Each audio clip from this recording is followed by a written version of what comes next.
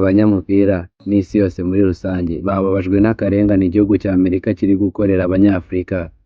Iki gihugu cya Amerika kiri gukorera akarengane gakomeye cyane Abanyafurika.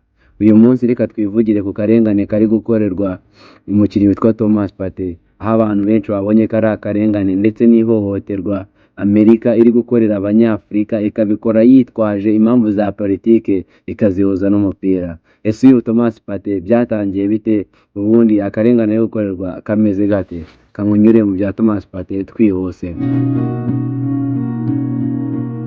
Partey yangiwe kwinjira muri Canada mu mukino ubanza bagana mu gikombe cy'isi kiri kubera muri Amerika. Thomas Partey, umukinnyi wo hagati w'ikipe y'igihugu y'umupira w'amaguru Ghana, azakina umukino wa mbere w'iyo kipe uzabera i Toronto, uzayihuza na Panama ku wa kane mu mikino y'igikombe cy'isi nyuma y'uko yangiwe kwinjira muri Canada. Ese wakibaza ngo byagenze bite kugira ngo uyu Partey atemererwa kwinjira muri Canada? Partey w'imyaka 33 yahakanye ibirego 7 ariko ku ngufu n'ikirego kimwe cy'ihohotera rishingiye ku gitsina. Bijyanye n'ibirego byatanzwe n'abagore 4 banyuranye ku bivugwa ko byabereye mu Bwongereza hagati y'umwaka wa 2020 na 2022. Biteganyijwe ko azaburanishwa mu mwaka utaha. Mu itangazo yasohoye, amashyirahamwe y'umupira w'amaguru ku isi FIFA yemeje ko uwo mukinnyi wahoze akinira Arsenal ubu akinira ikipe ya Villarreal yo muri Espagne atazashobora kuva ikipe ya Ghana ikorera imyitozo i Boston muri Amerika, aho ikipe yabo iri kugeza ubu, nyuma y'uko ubusabe bwa viza bwe bwanzwe na leta ya Canada.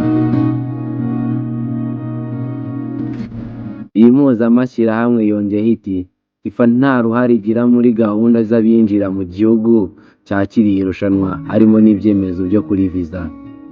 Leta yakiriye n'ifite ijambo rya nyuma ku muntu wo guha viza akemerwa kwinjira mu gihugu. Ku rubuga rwa leta ya Canada, amategeko ajyanye no gusura icyo gihugu agira ati niba warakoze cyangwa warahamwe n'icyaha ushobora kutemererwa kwinjira muri Canada.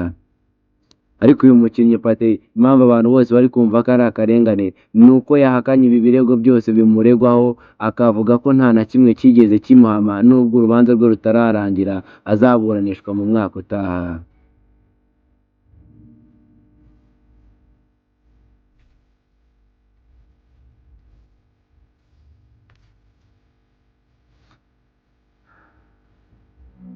Canada akomeje kuvuga ko kwakira amarushanwa akomeye bidahindura amategeko ya Canada yo kwinjira mu gihugu.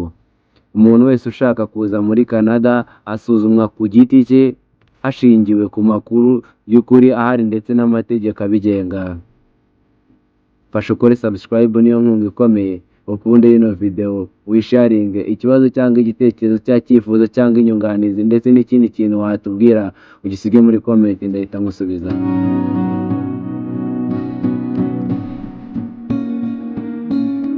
Umutegetsi wo mu biro bya gasutamo no kurinda imipaka by'Abanyamerika yongeye ati Amerika irabizi ko hari urubanza rutaraburanwa rwa Thomas Partey, ariko kuri ubu ntarahamwa n'icyaha ndetse yemerewe kwinjira muri Leta Zunze Ubumwe za Amerika nyuma yo guhabwa viza.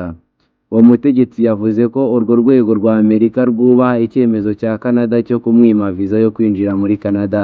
Akaba ari abantu bose bari gushingira bavuga ko uyu Thomas Partey ari gukorerwa ihohoterwa kuko yimwe viza yo kwinjira muri Canada kandi mu by'ukuri nta cyaha kimuhama.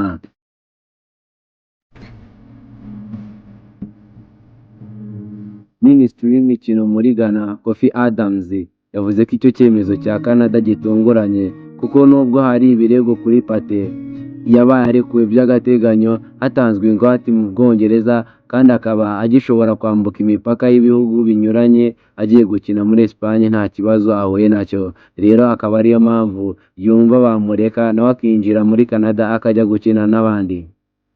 BBC Sport yasabye ishyirahamwe ry'umupira w'amaguru muri Ghana kugira icyo babivugaho, ariko bakomeza kwinumira. Ibi bibaye kuri Thomas Partey sibyo bya mbere birimo uruhare rw'abategetsi bo mu bihugu byakiriye iri rushanwa ariyo Amerika, Mexique ndetse na Canada mu gihe iri rushanwa ryatangiye. rutahizamu Aymen Hussein w'ikipe y'igihugu ya Iraq yahaswe ibibazo mu gihe cy'amasaha menshi ku kibuga cy'indege cy'i Chicago nyuma aza kwemererwa kwinjira muri Canada. Uyu nawe n'undi muntu waje gukorerwa ihohoterwa nawe agabanza guhatwa ibibazo byinshi mbere yuko yinjira, ariko akaza kwemererwa kwinjira, atandukanye na Thomas Partey we n'ubu ngubu bikigoranye. Ikipe y'igihugu ya Iran byabaye ngombwa ko ihindura aho ikoreraga imyitozo ijya kuyikorera muri Mexique. Amatike y'abafana bayaburizwamo mu gihe abategetsi bo baherekeje iyo kipe bo bimwe viza.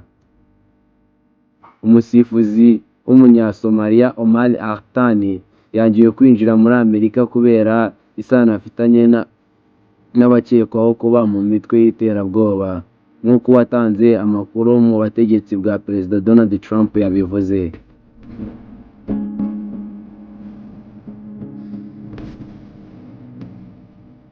Ibi rero nibyo abantu bari gushingiraho bakavuga ko Amerika iri gukora ihohotera, akavuga ko Amerika iri kurenganya abakinnyi ngo yitwaje ko ariyo yakiriye igikombe cy'isi, igashyiraho amategeko yishakiye, igafata politiki ikajya kuyihuza muri football kugira ngo bakandamize amakipe amwe n'amwe, abakinnyi bamwe ndetse na bamwe.